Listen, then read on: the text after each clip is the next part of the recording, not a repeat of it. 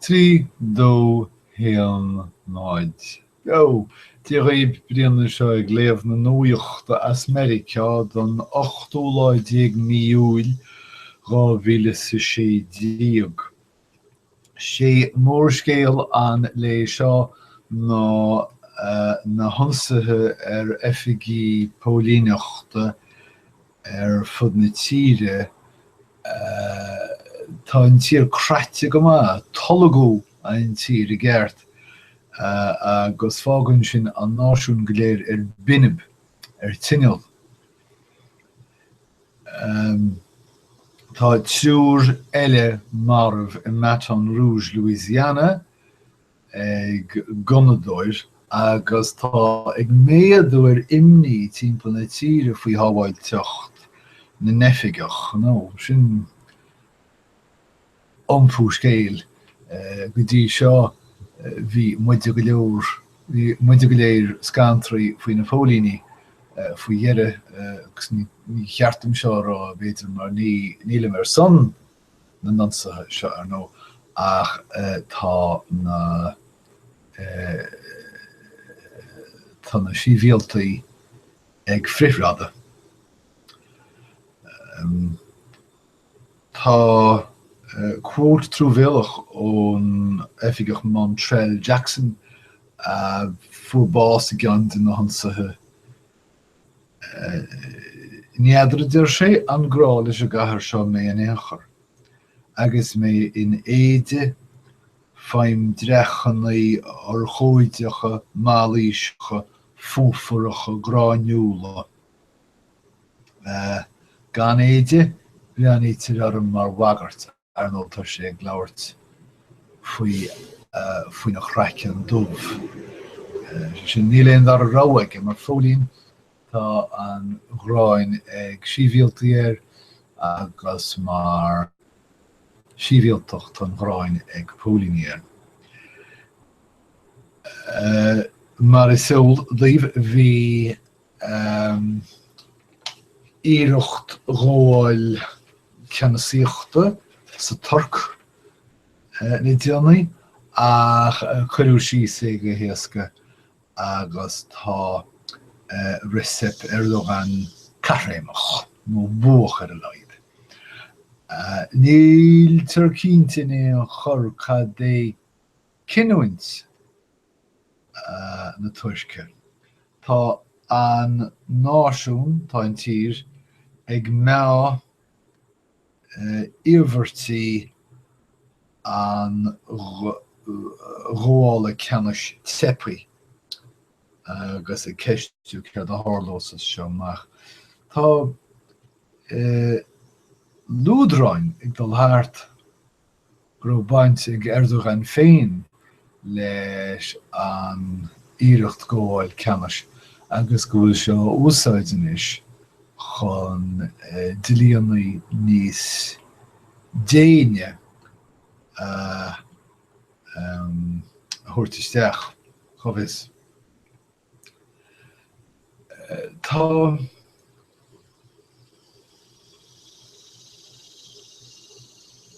cad é difriocht idir síbhialtach crackailte, Scéimhlitheoirí agus ball den Stát Islamach. Agus cuirtear an chéist seo, mar is cosúil go bhfuil daoine éonracha I gconsaí I mbun ionsaithe timpeall an domhain in an Stát Islamí gan bhaint effigiúil bheith aiceab leis an eagraíocht sin neachar. Agus táthar ag tuairt le fios gur go bhfuil an téarma scéimhlitheoirí ag gairí doléir. Go dtéann tá an téarma saidúir ag gairí doléir freisin. Tá Ardfheis nó mór chógáil an pháirtí bPoblachtánach le bheith ann ar ball. Amárach go dtéann. Seo an lá raibh an Ardfheis. Agus is cosúil go bhfuil tar a gleagan béime an Ardfheis seo ar rial agus reacht, dlí agus áirt.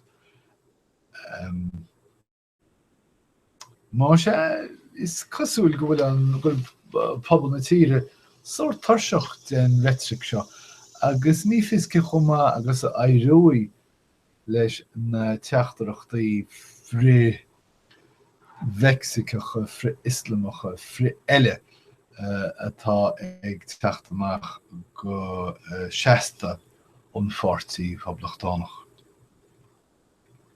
Tá Spáin tar pictiúr de bhrá ag paidreoireacht i Masc in Ankara. Germanis sochraide dóibh siúd Mario i ré an hóála ceannis. Bhí agus tugtar de fis go róg géimeannach ag Mascanaí i slóga síránach chun deire a chur leis an éirí amach. Tá pictiúirí an bheag de tréin toláin nua Los Angeles go buna leithnaí. Níl sé ar oscailt a gá bhí agus is cosúil gam leis go níl an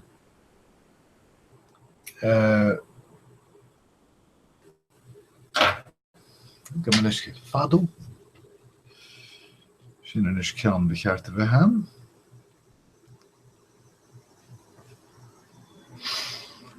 Fadú, síne, méadú, folíne. Wel, ní folíne. Laci mé le fadú. Tá fadú an líne sénach ar oscailt rá bhíonas agus tá ibhreachaí na daistealaithe ag gáardú hena féin. An Expo line is anam don líne trénach seo. Agus chuireann sé pictiúirí éagsúla nó ilghinéacha ar fáil dúin de Los Angeles agus an líne ag sníomh ó Culver City agus Santa Monica. Caim bit síla bhaid as caim mé rá.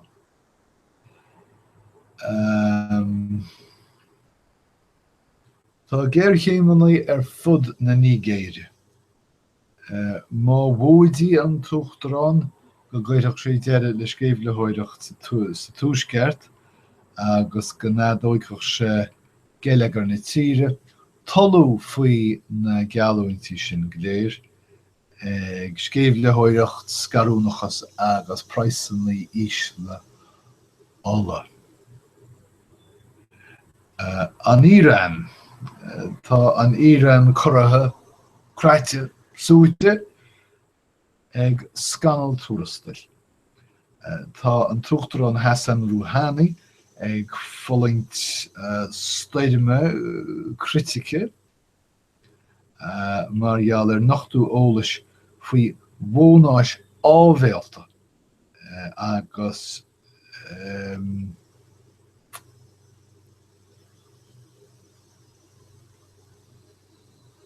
túrastal ábhéalta á bhail ag bainisteoirí chomhlachtaí stáit.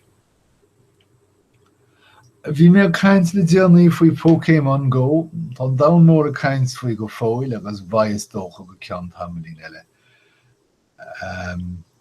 Tá mór éilimh ar an glyphe agus tá sé seo ag tuairtear na pólíní rócháin a chur amach do imreoirí a bheith cuairmach am máthair na sráideanna na bhónaí cliste. Tá Nate Thurmond cosan tóir ceannasach agus feabhile ceannasach ar slína fírinne. Ba réalt é de chuid an NBA a bhaid siar. Tá Phil Mickelson agus Henrik Stenson bhí siad i ggóraigh éonar le ní chéile ba fichwar is cosúil ach mar sé chríochna Henrik Stenson seaca trí agus rú sé commórtas oscailte gailf na Breataine. Agus is sé ní sagam seo sé an súlnach sin chéad súlnach a riamh ceantain na mór chomórtas a grúchtáil. Tá James agus Lachlan Murdoch tríisteach de Giannis 21st Century Fox. Tá úim agus eister ina lábha inis. Ach, cigearna siad ahrathe beag agus mór fod na háite. Dag siad Fox News go díle déanaí agus ar nó bhí Fox News in méle fábail mar gheall a chunspóid amháin le Roger Ailes. Níl mór an ráha inis ag na Murdochs a gníomhú agus ach ní fisce dhéana siad go fóbail.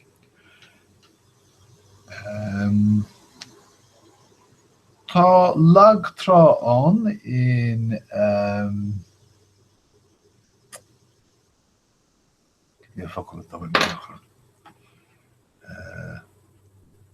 nach rud ag bhfuil méid anna seo, mar níomhacht na focail seo agam aircaíocht. Gan é seo dhéanana aircaíocht. Cheartam lag tráthúirt ar ní dóile mé. Muilliú aircaíocht ag Bridgewater Associates. Agus is ciste fálathe an cólacht agus tá riint wacasáil an chólachta ag strachailt le druch feimíocht agus i gcearr siar. Ní is agam an scéal mór é seo ach is córa é go bhfuil síl na gistí fálathe garú.